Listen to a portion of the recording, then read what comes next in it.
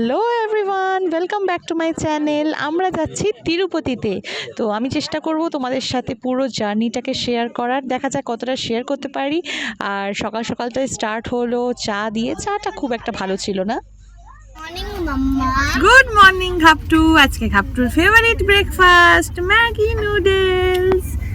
ধরো ধরো, গরম না, একটু গরম। একটু গরম। আমি তোকে খাইয়ে দেবো।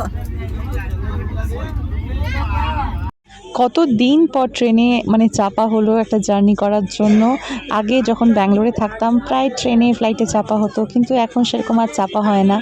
আর আমার ছেলে এর আগে অনেকবার চেপেছে, কিন্তু ও একটু বড় হয়েছে, তো এখন বুঝতে পারছে জার্নিটা, খুব এনজয় করতে পারছে।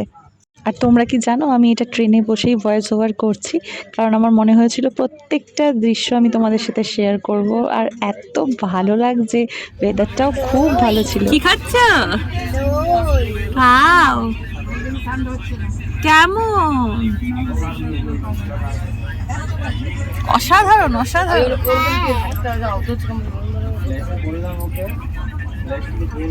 তো লাঞ্চের সময় হয়ে গেছিলো, আর সৌমেন অর্ডার করেছিল ভেরুজের বিরিয়ানি। ঘাপটুরও খুব বিরিয়ানি ভালো লাগে, ইভেন আমাদেরও খুব ভালো লাগে। আর মা বাবারা খেয়েছিল ননভেজ ভেজ থালি, যেটার ভিডিওটা করতে পারিনি কারণ সবার সিটগুলো ভীষণ আলাদা আলাদাভাবে পড়েছে, একসাথে পড়েনি। আর ভেরুজের বিরিয়ানিটা এত ঝরঝরে হয়, খুব ভালো হয়, তেল থাকে না খুব একটা বেশি, খুব টেস্টি হয়। তোমরা সবাই একবার ট্রাই করে দেখো। এটা কিন্তু কোনো প্রমোশনাল ভিডিও নয়, আমার নিজের খুব ভালো লাগে বলে তোমাদের রেকমেন্ড করলাম।